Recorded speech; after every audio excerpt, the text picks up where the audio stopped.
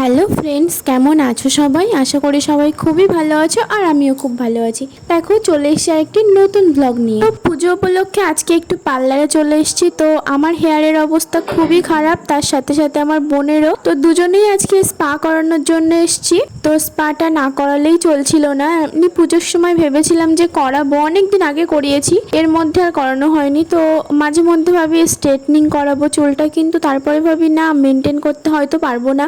তো এবারে আমি একদম শিওর ছিলাম যে এবারে আমি স্ট্রেটনিংটা করাবো, কিন্তু শেষ পর্যন্ত অনেক কিছু ভেবে আর করালাম না। যে স্ট্রেটনিং করালে অনেক সময় অনেক রকমভাবে মেনটেন করতে হয়, নইলে সেটা নষ্ট হয়ে যায়। মাসে মাসে স্পা করতে হয়, তো সেটা আমার সময় হয়ে ওঠে না, বা কোনো না কোনো কারণে সেটা হয় না। সেই জন্য আর এবারে করাচ্ছি না। কিন্তু তো ফার্স্টে গিয়েই বোনের চুলটাকে দিয়েই শুরু করেছিল, কারণ ওর চুলটাও প্রচণ্ড রাফ হয়ে গেছিলো। আর ওর চুলটা আমার চুলের থেকে একটু বড়, আর ওর মাথায় প্রচণ্ড পরিমাণে চুল ছিল, কিন্তু এত পরিমাণে হেয়ার ফল হচ্ছে যে চুলটা অনেকটাই কমে গেছে। প্রচুর ওর মাথায় চুল ছিল, এখন প্রচণ্ড পরিমাণে হেয়ার ফল হচ্ছে। সেই জন্য ওকেও নিয়ে এসেছিলাম যে তুইও একটু স্পা করে নে, তাহলে তোর চুলটা অনেকটা সুন্দর হবে। ও কখনো করেনি আগে, এইবারে ফার্স্ট টাইম করছে।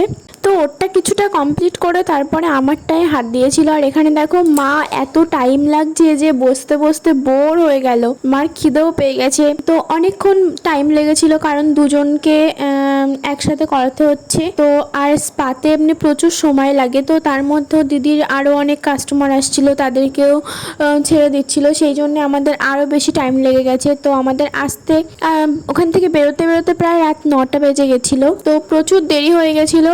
ঢুকেছিলাম বিকেল 5টার দিকে, আর বেরোতে বেরোতে এরকম 9টা বেজে গেছিলো। প্রচুর সময় লেগেছিল। তো সেই জন্য আমার মা একদম বোর হয়ে যাচ্ছে, বসতে বসতে ভালোই লাগছে না। তো তার মধ্যে দেখো, আমি ক্যামেরা নিয়ে আয়নার সামনে বসে বসে কত রকমের কেট মারছিলাম, পোজ দিচ্ছিলাম। তো কি করব, বসে বসে ভাল লাগছে না, ওই জন্য ক্যামেরাটা নিয়ে একবার এদিক একবার ওদিক এরকম করছিলাম তোমাদেরকে দেখানোর জন্য যে কি কি করছি। তারপরে দেখো, বোনেরটা কমপ্লিট হওয়ার পর ওরটা হেয়ার ড্রায়ার দিয়ে চুলটা শুকিয়ে দিয়েছিল। তো তারপরে ওর চুলটা অনেকটাই আগের থেকে সুন্দর হয়ে গেছে, আর চুলটা খুবই একদম সফট আর সিল্কি হয়ে গেছিল। তো ওর চুলটা খুবই সুন্দর এমনি, কিন্তু মেনটেন করা হয় না, অতটা যত্ন নিতে পারে না, কারণ ওর এখন প্রচন্ড পড়াশোনার চাপ। সেই জন্য ও অতটা যত্ন নিতে পারে না। তো সেই কারণে চুলটা অনেকটা রাফ হয়ে গেছে। আর আগে তো কখনো পার্লারে আসিও নি। তো আমার স্পাটাও প্রায় শেষের পথে, লাস্টে স্টিমটা দেওয়া হচ্ছিল।